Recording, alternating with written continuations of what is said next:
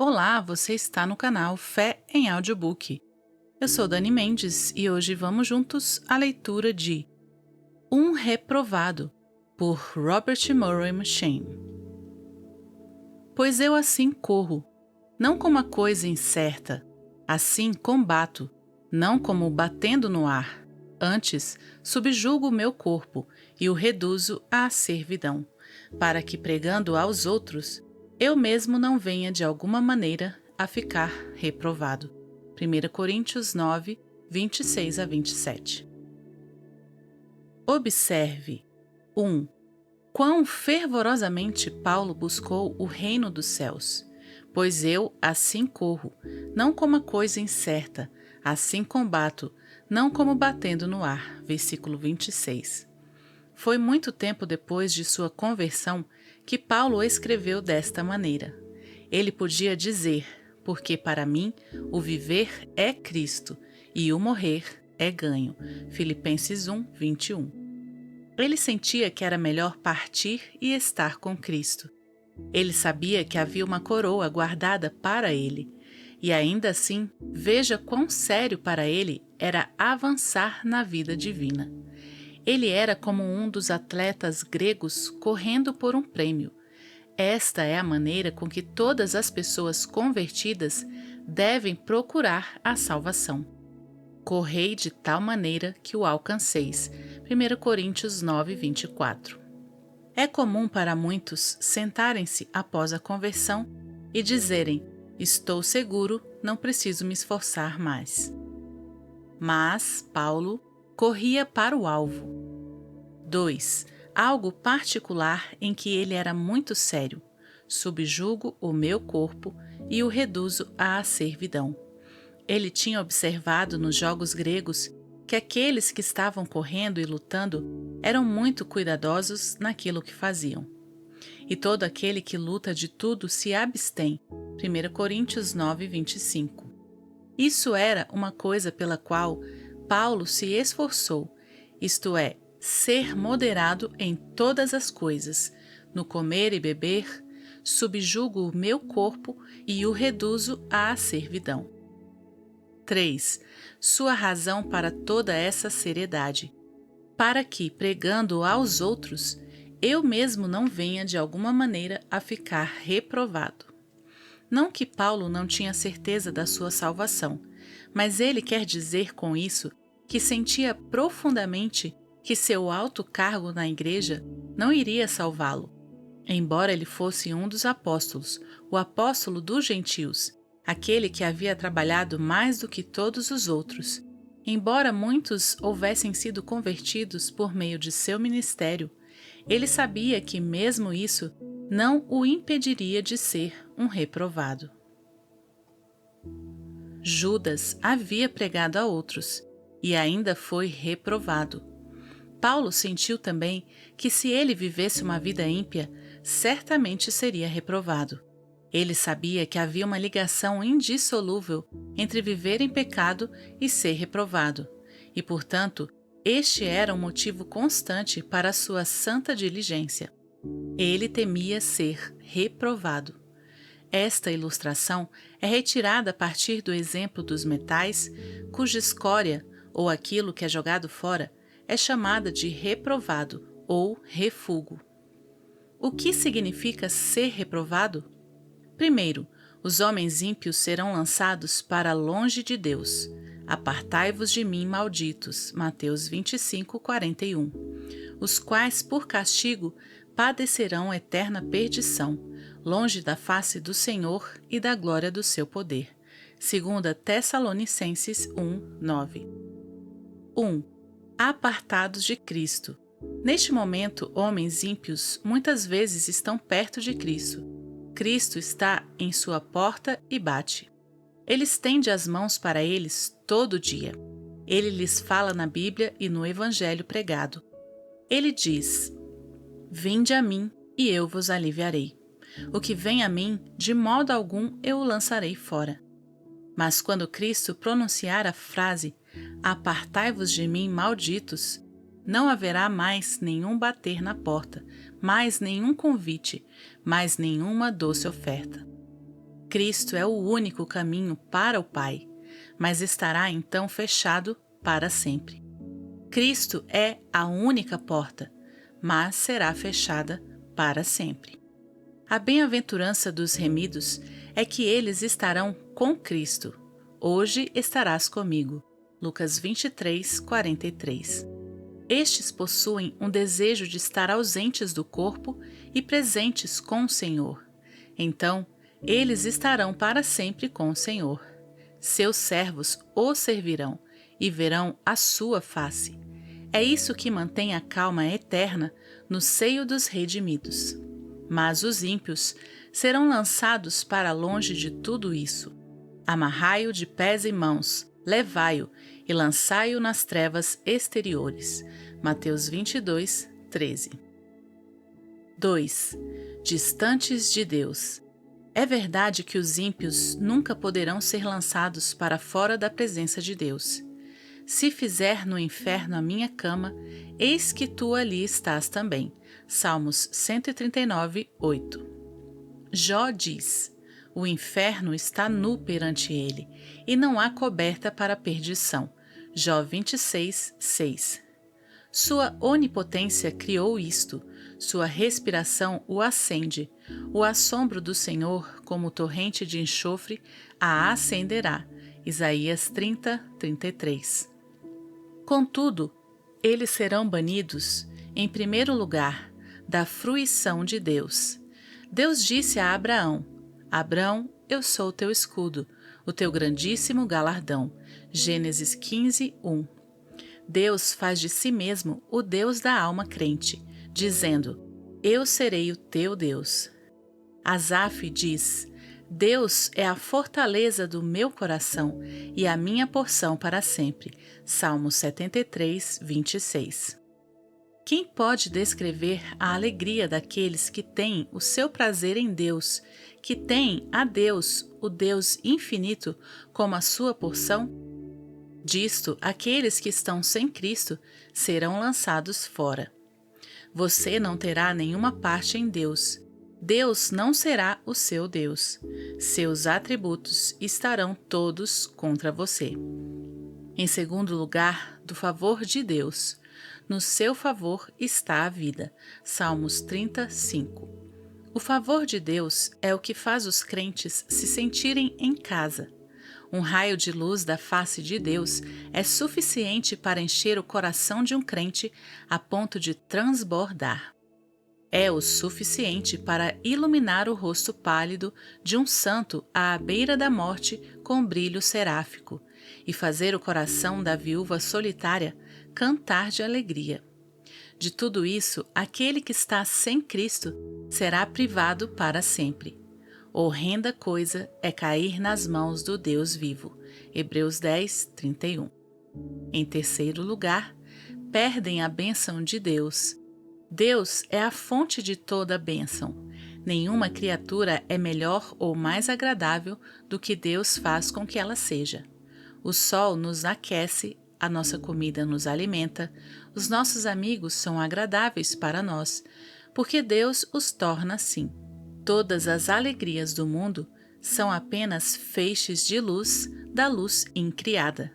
Mas separe um homem de Deus e tudo se torna escuro. Deus é a fonte de toda a alegria. Separe um homem de Deus e nenhuma criatura pode dar-lhe alegria. Disto eles serão privados, cortados, apartados de Deus para todo sempre. Ainda que não houvesse nenhum lago de fogo, isto por si só já seria um inferno. Segundo, os homens ímpios serão lançados para longe pelo Espírito Santo. Não é muitas vezes visto, mas é verdade que o Espírito Santo está agora lidando e contendendo com os homens naturais. Toda a descendência e moralidade dos homens não convertidos deve ser atribuída à graça restringidora do Espírito Santo. 1. O Espírito Santo trabalha aos homens naturais por meio das ordenanças. A ordenança do culto familiar é muitas vezes muito abençoadora para conter crianças más, de modo que elas são preservadas dos caminhos viciosos e pecados deliberados. A ordenança da leitura e da pregação da palavra é também muito abençoadora em sua maneira de conter os homens maus. As ameaças terríveis da palavra, os doces convites e promessas do Evangelho causam esse efeito sobre os homens não convertidos, que são grandemente impedidos de ir aos extremos da maldade. 2. O Espírito Santo também trabalha através das providências na contenção dos homens ímpios. Ele os coloca em circunstâncias que não podem pecar, pois caso contrário, pecariam. Ele muitas vezes os reduz à pobreza, de modo que eles não possam incorrer nos vícios que estavam inclinados, pois estes ficam inacessíveis. Ou ele põe uma doença em seu corpo, de modo que seu gosto apurado para o pecado é bastante atenuado. Ou ele os aterroriza por lutos, de modo que eles são mantidos na escravidão do medo e não se atrevem a pecar com mão levantada, pois caso contrário, pecariam. 3. O Espírito Santo também restringe através de convicções de pecado. Muitos homens têm feridas profundas de convicção e, ainda assim, nunca são salvos. Muitos são traspassados pelas flechas da palavra de tempos em tempos e são, portanto, afastados de seus companheiros ímpios por medo do pecado deliberado. A graça restringidora é uma maravilhosa obra de Deus. É mais maravilhosa do que o fato de que ele tenha definido um limite para o mar, o qual ele não pode ultrapassar. Pense no inferno, que o seio de cada não convertido seria se o espírito fosse retirado e o homem fosse entregue às próprias concupiscências do seu coração. Pense que inferno uma família não convertida seria se o espírito retirasse as suas influências.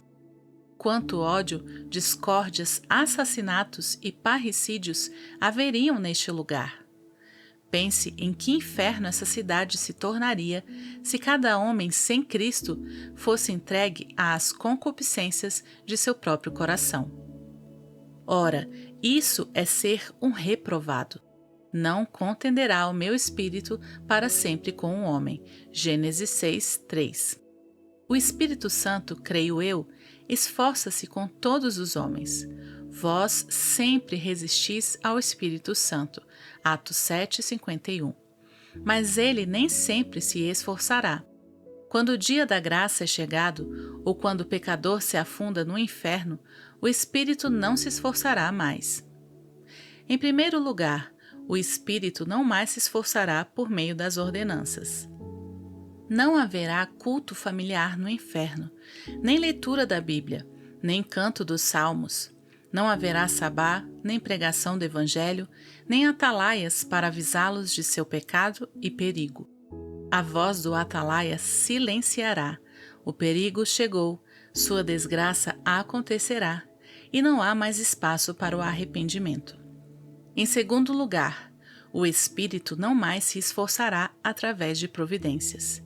Não haverá mais pobreza ou riqueza, nem luto ou doença, nenhuma providência benigna que restrinja a alma de pecar, nada senão angústia e desespero indescritível.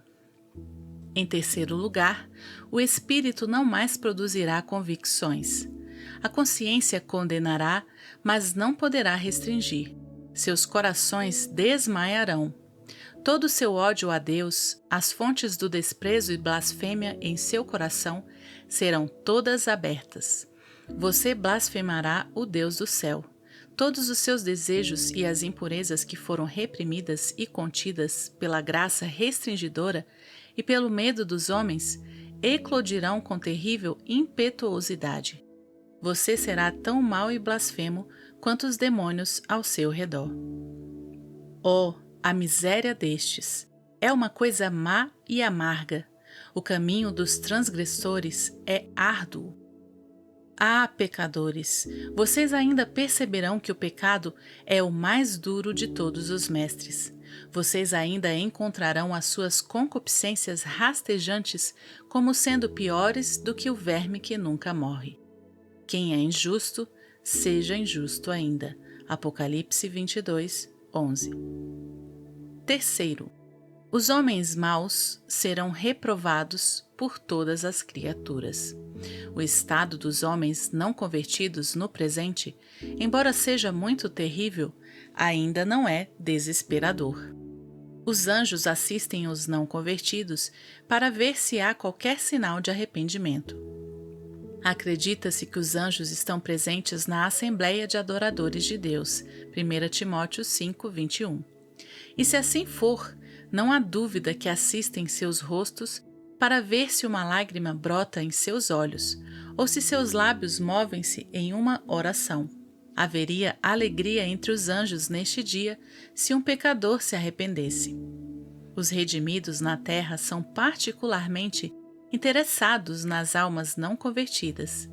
Eles oram por elas dia e noite, muitos deles com lágrimas.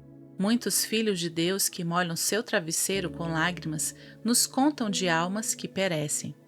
Jeremias chorou em lugares secretos pelo orgulho deles. Davi disse: rios de água correm dos meus olhos. Eles procuram a sua conversão mais do que qualquer benefício pessoal. Ministros são separados para buscar almas perdidas e que estão a perecer. Ide antes às ovelhas perdidas da casa de Israel. Mateus 10, 6. Se os ministros são como seu mestre, esta será a sua grande missão, a saber, que por todos os meios busquem salvar alguns. Mas, quando o dia da graça for passado, todas as santas criaturas vão lhes reprovar. Prata rejeitada lhes chamarão, porque o Senhor os rejeitou. Os anjos não mais terão qualquer interesse em vocês. Vocês serão atormentados na presença dos santos anjos e na presença do Cordeiro. Os redimidos não mais orarão por vocês, nem derramarão outra lágrima por vocês. Eles verão vocês condenados no juízo e não lhes dirão uma só palavra. Eles vos verão indo para o fogo eterno e ainda assim não orarão por vocês. Eles verão a fumaça do seu tormento subindo pelos séculos dos séculos e ainda clamarão Aleluia. Ministros não mais desejarão a sua salvação. Este não será mais o seu trabalho. O número dos salvos estará completo sem você. A mesa estará cheia. Os ministros testemunharão contra você naquele dia. Até mesmo os demônios rejeitarão você. Enquanto você permanece na terra, o diabo lhe mantém em seus caminhos. Ele lhe elogia e dá-lhe muitas provas da sua amizade e estima, mas logo ele o rejeitará. Você já não será agradável para ele, você será uma parte do seu tormento, e ele te odiará e atormentará, porque você o enganou e ele enganou você.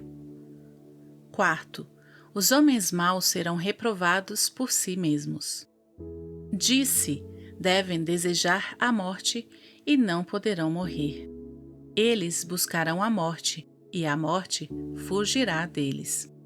Acredito que alguns suicidas experimentam o início do inferno. Acredito que Judas experimentou isto. Ele não podia suportar a si mesmo e tentou acabar consigo mesmo. Este será o sentimento das almas perdidas. Eles não serão capazes de suportar a visão de si mesmos. Eles estarão cansados de existir. Eles desejarão que nunca houvessem nascido.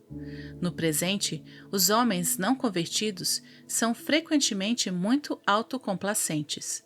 Eles gostam de empregar suas faculdades, as rodas da sua vida giram suavemente. Suas afeições são agradáveis. A memória alcança muitos pontos verdes ao olhar para trás. Quão diferente será quando o dia da graça tiver terminado. 1. A compreensão será clara e lhe dará completa apreensão da verdadeira natureza de sua miséria. Sua mente, então, verá a santidade de Deus, a sua onipotência, sua majestade. Você verá a sua própria condição de condenado e a profundidade do seu inferno.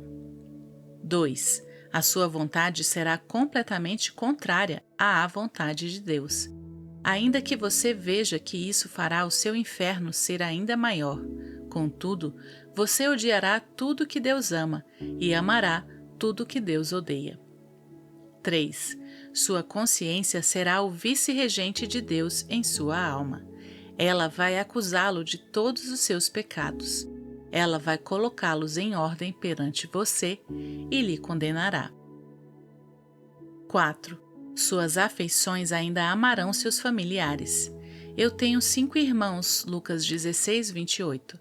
Vocês, pais terrenos, que são ímpios, que sabem dar boas dádivas aos seus filhos, mesmo no inferno, vocês amarão a sua própria parentela. Mas que miséria isto lhes causará quando vocês os verem condenados junto com vocês. 5. Sua memória será muito clara. Você lembrará de todos os seus sabás desperdiçados, dos sermões que você ouviu como se não os ouvisse, do seu lugar na casa de Deus, do rosto do seu ministro e da sua voz, do sino e isto através de milhões de séculos sem fim. Você se lembrará destes como se fosse ontem. 6. Suas antecipações. Desespero eterno. Oh, como você desejará nunca ter existido! Como você vai querer arrancar das suas memórias essas ternas afeições, essa consciência acusadora? Você buscará a morte e ela fugirá de você. Isto é ser perdido. Isto é a eterna destruição. Isso é ser reprovado. Lições. 1. Que os crentes aprendam a séria diligência de Paulo. Uma vida ímpia acabará sendo também uma vida reprovada. Essas duas estão ligadas entre si e nenhum homem pode separá-las. 2. O inferno será intolerável. Eu não falei do lago de fogo, da completa escuridão e do verme que nunca morre. Falei apenas sobre os fatos mentais do inferno, e ainda estes por si só são intoleráveis. Oh, como poderíamos descrever o que será quando ambos se encontrarem, e isto eternamente? Quem conhece o poder da tua ira? Salmos 90, 11. Oh, não se mantenha longe de Cristo. Agora ele diz, venha logo. Mas naquele dia ele dirá, aparte-se de mim. Oh, não resistam ao Espírito Santo agora. Agora ele se esforça, mas ele nem sempre se esforçará com você. Logo ele o deixará. Oh, não despreze a palavra dos ministros e amigos piedosos. Agora eles insistem com você, choram por você, oram por você. Mas logo eles silenciarão como a sepultura, ou cantarão aleluia ao ver a sua perdição. Oh, não seja orgulhoso e narcisista. Logo você odiará a própria visão de si mesmo e desejará nunca ter existido. 3. O maravilhoso amor de Cristo em suportar tudo isso pelos pecadores. Cristo sofreu a ira e tornou-se um fiador. Todos os que estiverem nele terão seus pecados lançados fora, porque ele já os suportou. Amém. Janeiro de 1843. Espero que você tenha sido edificado com esta mensagem. Que Deus te abençoe. Até a nossa próxima leitura.